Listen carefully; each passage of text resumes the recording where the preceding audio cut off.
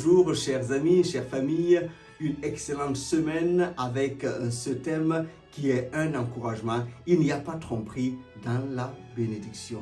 Autrement dit, il n'y a pas d'arnaque dans la marchandise. Nous parlons du même Dieu, le Dieu créateur. C'est lui qui a créé l'humanité et il a béni Adam et Ève et il a béni Abraham, le père de la foi. C'est le même qui a béni Isaac alors que c'était une période de grande famine et la stérilité a été changée en fécondité. Nous parlons du même Dieu. C'est le Dieu qui a donné à David d'avoir un règne en prospère. Il était vainqueur de tous côtés. Nous parlons du même Dieu qui a béni Salomon. Il était l'homme le plus sage et le plus riche. Nous parlons de celui-là qui fait la promesse et qui est fidèle. C'est ce Dieu-là qui est ton Dieu. Il t'a béni de toutes sortes de bénédictions dans les lieux célestes. Et sa volonté pour toi, c'est que tu prospères à tous égards, comme prospère l'état de ton âme. Il n'a pas changé de plan pour toi. Il veut ta bénédiction. Il veut que tu sois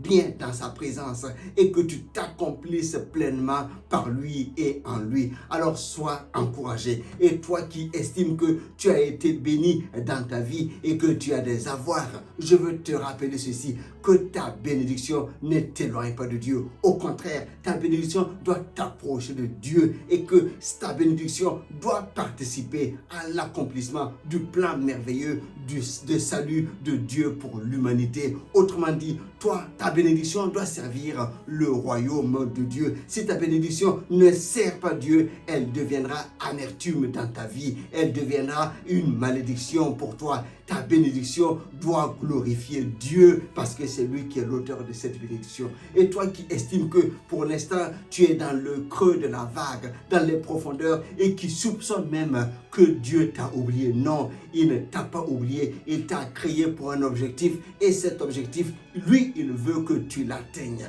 Alors, la bénédiction d'autrui ne doit pas t'aigrir, ne doit pas te donner de l'amertume. Au contraire, la bénédiction d'autrui doit te rappeler que ta saison aussi arrive parce que ce qu'il a promis s'accomplira aussi dans ta vie. Tu seras béni dans tous les domaines de ta vie. Dans les champs, tu seras béni. Dans ta maison, tu seras béni. Mais il faut que tu fasses du conseil qui avait été donné à Josué, quelque chose qui est précieux pour toi. Dieu avait dit à Josué, alors qu'il devait prendre la place de Moïse, que ce livre de la loi ne s'éloigne point de ta bouche.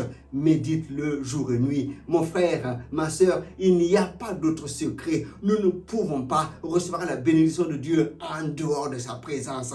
Alors, prenons encore courage. Soyons encore déterminés à l'aimer de tout notre cœur et à serrer sa parole dans nos cœurs et à marcher selon ses voies. Alors, sa bénédiction nous poursuivra. Et je te dis encore aujourd'hui, il n'y a pas d'arnaque dans la marchandise. La promesse s'accomplira. Il n'y a pas de tromperie dans la bénédiction. Celui qui a béni nos pères te bénit encore aujourd'hui afin que tu accomplisses les desseins rattachés à ta vie. Sois béni, encouragé en cette semaine. On est ensemble. À la prochaine. Bye bye.